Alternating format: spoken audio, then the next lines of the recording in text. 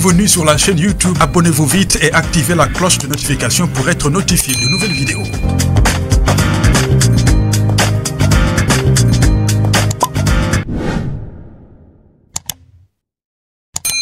Manifestation contre la traversée du 4e pont, le gouvernement dévoile les démarches et accuse la nouvelle chefferie de manipulation. En feu, cet engin ne pourra plus continuer sa mission.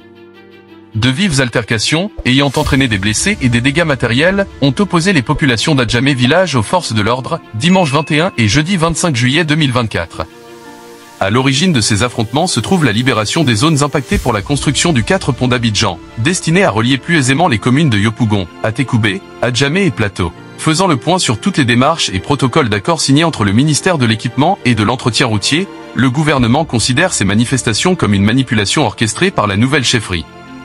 Selon une note officielle, cette manipulation viserait à mobiliser la jeunesse villageoise dans le but d'obtenir des avantages non justifiés. Dans le cadre de son ambitieux programme de développement des infrastructures routières, l'État de Côte d'Ivoire, sous la houlette du président Alassane Ouattara, a entrepris la construction du 4 pont d'Abidjan dans l'optique de relier plus aisément les communes de Yopougon, Atécoubé, Adjamé et Plateau. Ce projet stratégique, cofinancé par l'État de Côte d'Ivoire et la Banque africaine de développement, BAD, vise à améliorer la fluidité du trafic et les conditions de vie des populations. Cependant, la réalisation de ce projet est entravée par des revendications controversées et des manipulations orchestrées par la nouvelle chefferie d'Adjamé village en contradiction avec l'article 4.6 du protocole signé par l'ancien chef du village qui stipule que les engagements et obligations de la chefferie d'Abidjan Adjamé village sont transmis d'office de génération en génération en cas de changement de chefferie jusqu'à la réalisation totale de chacune des dispositions par leurs soins. Chronologie des faits. Depuis 2016, le gouvernement a multiplié les concertations et études préparatoires avec les populations et la chefferie d'Adjamé village. Ces démarches incluent des réunions d'information, des consultations publiques et la réalisation d'études d'impact environnemental et social, EIES, ainsi que des plans d'action et de réinstallation PAR.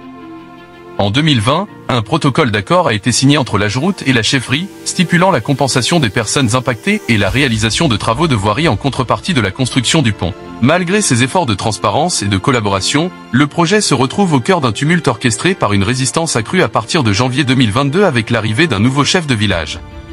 Ce dernier a contre toute attente, renié totalement le protocole signé par son prédécesseur et formulé des revendications extravagantes.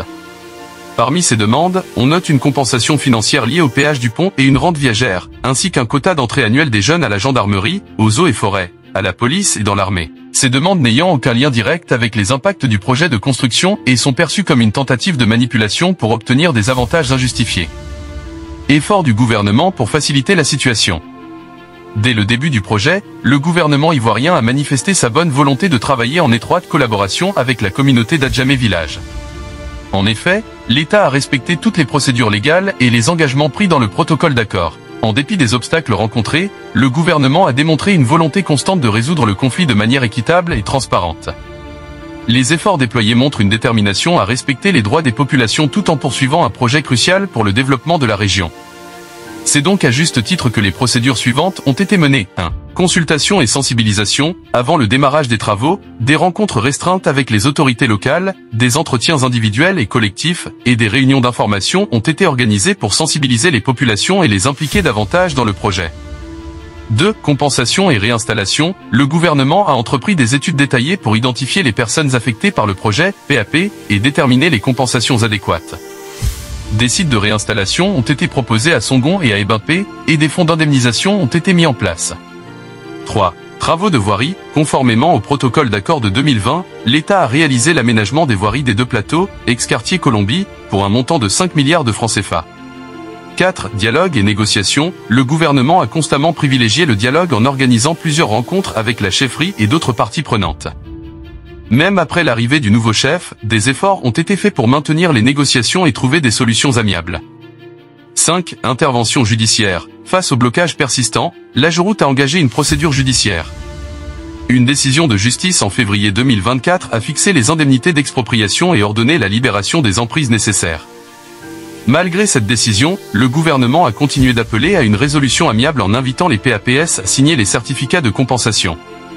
6. Médiation du Premier ministre. Pour débloquer la situation, le Premier ministre SEM Begré Mambé a pris en main le dossier, organisant des rencontres avec les représentants des parties prenantes pour passer en revue les points de blocage et tenter de trouver une issue favorable. En conclusion, l'affaire Adjamé Village illustre une manipulation orchestrée par la nouvelle chefferie en mettant en avant la jeunesse villageoise afin d'obtenir des avantages non justifiés. Les revendications farfelues ne visent qu'à détourner l'attention des véritables enjeux du projet et à prolonger indûment les négociations. Il est essentiel de poursuivre les travaux du 4 pont dans le respect des décisions de justice et des accords initiaux, tout en veillant à ce que les véritables personnes affectées soient indemnisées équitablement. Par ailleurs, important est de noter que les agissements de la chefferie d'Adjamé Village a causé des dommages financiers importants à l'État de Côte d'Ivoire estimés à plus 36 milliards de francs CFA qui se délincent comme suit. Reprise des études du projet du 4e pont pour tenir compte des exigences de la chefferie par rapport à la limite des emprises, 655 millions francs CFA.